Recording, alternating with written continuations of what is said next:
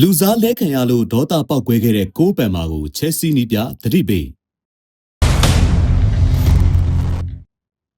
လူစားလဲခံရလို့ဒေါသပေါက်ကွဲခဲ့တဲ့ကိုးပန်မာအနေနဲ့3ရက်တပွဲနှုံးကစားနေရတဲ့ပွဲချက်ကာလရဲ့အခြေအနေကိုသဘောပေါက်ဖို့လိုတယ်လို့ချဲစီနီးပြမာရက်စကာကပြောခဲ့ပါတယ်။အက်စတွန်ဗီလာကိုရှုံးနိမ့်ခဲ့တဲ့ပွဲမှာကိုးပန်မာဟာပွဲထွက်ကစားခွင့်ရခဲ့ပေမဲ့ပွဲချိန်82မိနစ်မှာအက်စတာဗောင်းနဲ့လူစားလဲခံရတာဖြစ်ပါတယ်။ချဲစီနီးပြမာရက်စကာဟာပွဲပယ်ပြစ်ဒဏ်ကြောင့်ဒီပွဲကိုနီးစနစ်ဧရိယာကနေကြီးကြပ်ခွင့်မရခဲ့ပေမဲ့ပွဲကြီးစဉ်ကနေနီးစနစ်ပိုင်းဆိုင်ရာတွေကိုညွှန်ကြားခဲ့တာပါ။မာရက်စကာကအနိုင်ကိုလုံနေတာကြောင့်အင်ပြေအားပြကစားနိုင်မဲ့တိုက်စစ်ကစားသမားတွေကိုလူစားလဲခဲ့တာဖြစ်ပြီးကိုးပန်မာအနေနဲ့ပွဲချက်ကာလရဲ့ပွဲဆက်များတာကိုနားလည်ဖို့လိုတယ်လို့ပြောကြားခဲ့ပါတယ်။ကိုးပန်မာဟာလူစားလဲခဲ့ရပြီးအရန်ခုန်နှမ်းပေါ်ရောက်ချိန်မှာဒေါသပေါက်ကွဲနေခဲ့တာပါ။ချဲစီကအက်စတွန်ဗီလာကိုရှုံးခဲ့တာကြောင့်နောက်ဆုံးကစားခဲ့တဲ့ပရီးမီးယားလိ6ပွဲမှာတပွဲပဲအနိုင်ရခဲ့တဲ့အခြေအနေကိုရောက်သွားခဲ့ပါတယ်။မာရက်စကာကဒဏ်ရာကသက်သာလာတာမကြသေးတဲ့ကိုးပန်မာကိုဒဏ်ရာထက်မရအောင်ထိန်းသိမ်းသုံးမယ်လို့ပြောကြားထားပူပါတယ်။ ဘောလုံးပွဲတွေကိုရင်ခုန်ချင်သူတွေအတွက်24နာရီလုံးဝန်ဆောင်မှုအပြည့်ပေးနေတဲ့ AKL Online Service ရှိပါတယ်